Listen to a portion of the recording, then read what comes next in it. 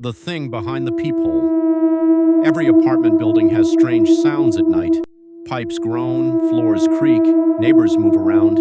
But if you ever hear 3 slow knocks at exactly 3:03 a.m., don't answer.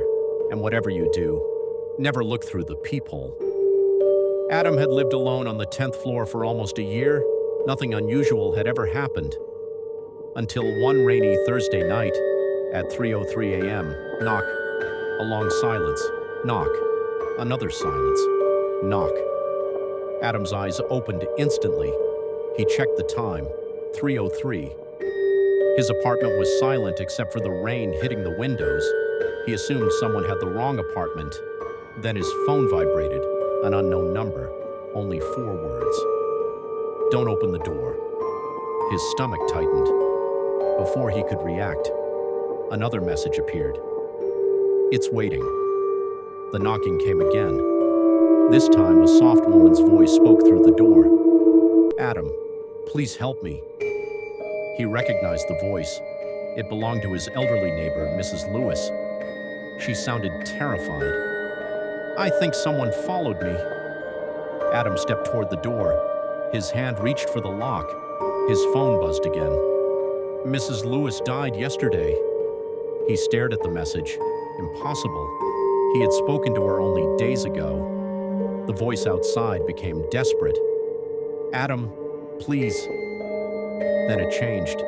The crying stopped. The voice became unnaturally calm. "I know you're standing there." Every hair on his body stood up, against every instinct. He leaned toward the peephole. At first, nothing, only an empty hallway. Then, something moved. A single human eye slid into view, too close, far too close. It wasn't blinking. Its pupil was enormous. Its skin looked gray, cracked, almost rotten. The eye smiled, not the face, the eye. Adam stumbled backward. The knocking stopped. Complete silence. Then, a sound came from inside the apartment. A slow scrape, like fingernails dragging across wood. From the kitchen. He grabbed the nearest weapon, a heavy flashlight, and walked toward the sound. The apartment suddenly felt colder.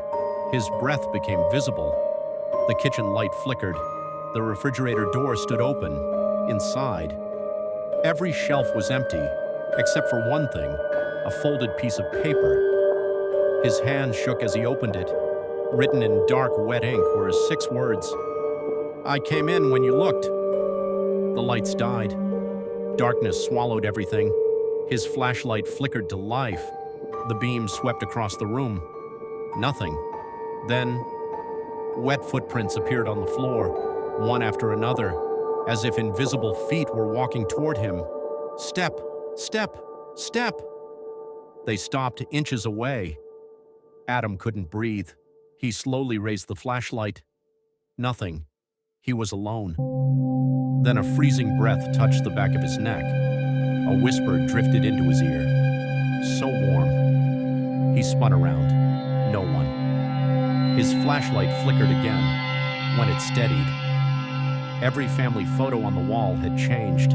In every picture, someone new was standing behind him, tall, thin, watching. Its face was hidden in darkness, but in each photo, it was getting closer. The final picture had been taken only yesterday. Adam didn't remember taking it. He was asleep in his bed. The creature stood beside him, looking directly into the camera. The flashlight went out. The apartment became silent. For 5 long seconds,